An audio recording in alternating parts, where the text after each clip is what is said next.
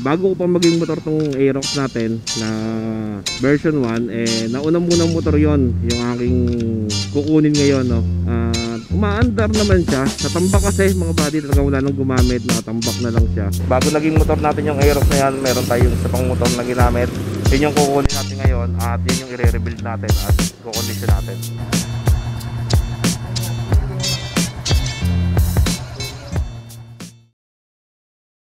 So what's up mga buddy?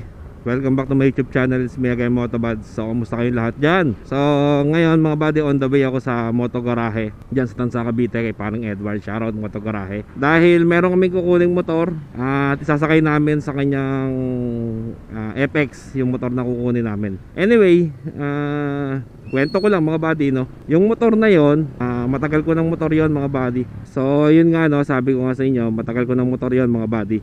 Bali, bago ko pa maging motor tong Aerox natin na version 1, nauna munang motor yon yung aking kukunin ngayon, no. Umaandar naman siya, natambak kasi mga buddy, talaga wala nang gumamit, natambak na lang siya. So ngayon, i-condition natin siya, ayusin natin siya, then paparehistro natin. So bakit namin sasakay sa FX si parang Edward, no, ng Moto Garahe yung ating motor? Dahil nag-aalangan ako itakbo siya. Although umaandar siya mga buddy, ang problema lang niya, pag nag-rev ka na, umuupo na yung yung makina.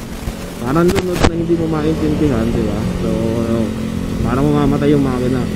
At the same time, yung piston ng disc brake niya sa likuran, ayaw nang bumalik. So i-stop up. So marami tayong papaayos doon sa motor na yun. Pakikita ko sa inyo mamaya kung anong klase motor yan, no, mga bata. Marami tayong papaayos, condition natin para kahit paano magamit natin yung motor na yon. Dahil sayang naman mga buddy, no, dahil nga matagal na natin motor yon. Ayan. So yun nga, no, mga buddy, papaayos natin yung motor natin para kahit paano magamit natin. Bali nang hinayang lang din ako sa motor kung nakatambak lang, hindi naman gagamit, no. So ngayon, i-rebuild natin siya, i-condition natin siya. Aray ko, isa rin ba kayo sa mga ayaw dumaan sa ganyan din niya? Alright, so para makondisyon siya, dadalhin natin sa Moto Garahe. Big shoutout sa Moto Garahe, sila na bahala daw kung paano gagawin sila sa motor natin, no? Pero syempre susubaybayan naman natin kung anong update regarding sa pag-build natin ng ating motor, no? So malay nyo, magamit natin sa mga biyahe natin yung motor na yon, and maayos natin, no?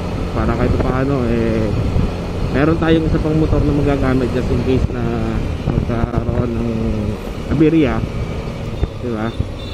So yun, nandito na ako ngayon sa Anyana. Bali malapit na pinat ko na parang Edward. Ito yung bagong bypass road from Gentry sa Cavite. Alright, malabas na tayo ng Anyana. So kaya na ang Moto Garahe, sarado pa. So syempre maghihintay tayo, diba? Sarado pa ang ating kaibigan si parang Edward. Waiting tayo, waiting tayo sa Moto Garahe. Alright mga buddy, so yun, no, dito tayo sa Moto Garahe sa Cavite. Parang Edward dito, no, na dumating. Ayan. So gaya nga ng sinabi ko sa inyo mga buddy, ito ang Moto Garahe, ito ang motor natin, Aerox. Bago naging motor natin yung Aerox na yan, meron tayong isa pang motor na ginamit. Yun yung kukunin natin ngayon at yun yung i-rebuild natin at kukondisyon natin para magamit din natin, no. Alright mga buddy, ang dumi ng motor natin, no. Grabe, malinis nga ito mamaya pag uwi. So yun, balikan ko kayo mga buddy kapag ganyan sa parang Edward, pagkasama na natin. Alright mga buddy, so yun, palis muna kami na parang Edward ng Moto Garahe. Kukunin natin yung ating motor doon sa bahay, no, at itutulak papunta rito sa shop. So yun, hindi na namin kakarga sa FX, tutulak na lang. So ayan, kasama natin. So kasama natin Moto Garahe parang Edward, no, siya isang tropa. Bali siya yung magiging sakay ng isang motor natin. Itutulak yun, galing sa Rosario pupunta dito sa Tansa. Kasama natin si parang Edward. So sa kanila natin papakondisyon yung ating project na motor, no. So yun, so balikan ko kayo mga buddy kapag malapit na tayo dun sa bahay at kukunin na yung motor. Alright.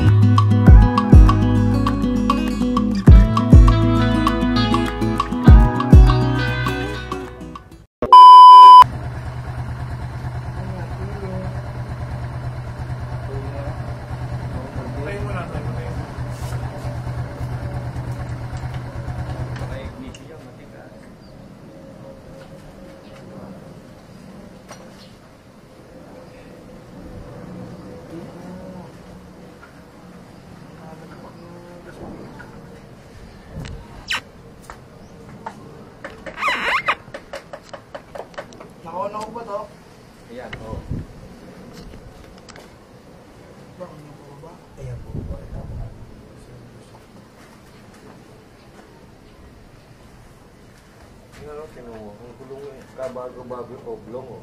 Pinabili ko lang ang oblong. Hindi pa nagagamit. Oblong ang kabit. Ha? Oblong ang kabit. Oblong ba kabit? Oo. Ay, kinuha. Kulang sa ano yan. Parang walang nabagsak na gas parang. Walang gas? Walang nabagsak. Pero may gas yan pa? Oo. May gas pero walang... Binilong. Yan! Yan! Wala ba?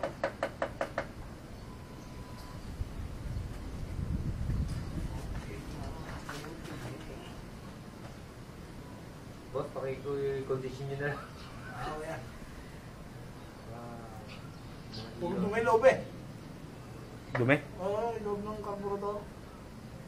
May stock kasi dito. Wala nito arawin. Hindi nagagamit. Yan. Yan. Palaman ko lahat. Boss, yung bang aking scooter eh, kaya yung... Para yung sinasabi ko sa'yo ha. Papakita ko sa'yo mamaya yun. Pagkatapos nito. Nagawa ng di halo eh. Ay ba, may ginagawa kang diyo eh. Hindi ako nagawa noon. Ayun na yung verde. Chacha. Hindi, Yosung. Lusong yan. Kasabay ng DU1 pare. High school pa tayo yun eh.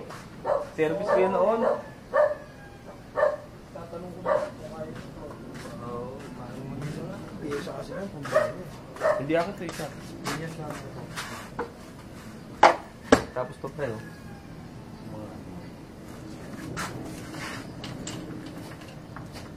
Split yung puto.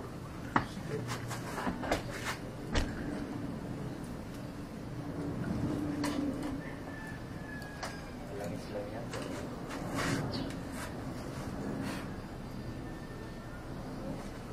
Walang preno ang likod.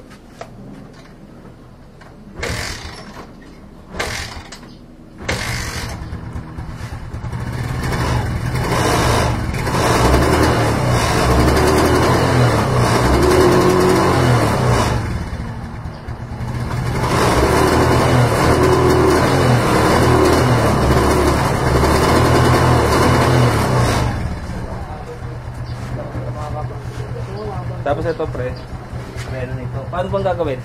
Ay, gusto niya na yung tumulak.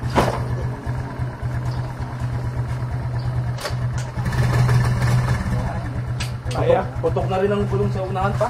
Ha? Putok na gulong sa unahan. Kapalta na nga yun. Boss Edward, dito ba yung magagawa ito? Yung lalagyan ng plaster dito? Putol pala ano. Ito, balo. Tapos, hininangan na lang yun. Parang, kayo na ang bala. Kaya bang ano yan? Kita nyo naman yung ating Kawasaki Fury no. So itutulak lang nila yon hanggang Ostanza. So habulin natin. Alright, tingnan natin kung asan sila. So ayan, nandiyan sila sa kanto. So itutulak lang yung Kawasaki Fury hanggang doon sa shop. So samahan muna natin hanggang sa shop mga buddy bago tayo umuwi. Checkin muna natin kung gagalawin na ba to or ano. Ayan.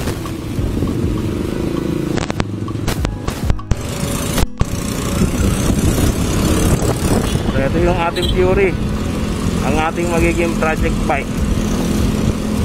Tawagin natin siya si Project Fury. Alright. So sabi oblong daw yung gulong, pero ang nangyari kasi hindi naman pala hindi lang dapat yung gulong kaya agad nagkaganyan no?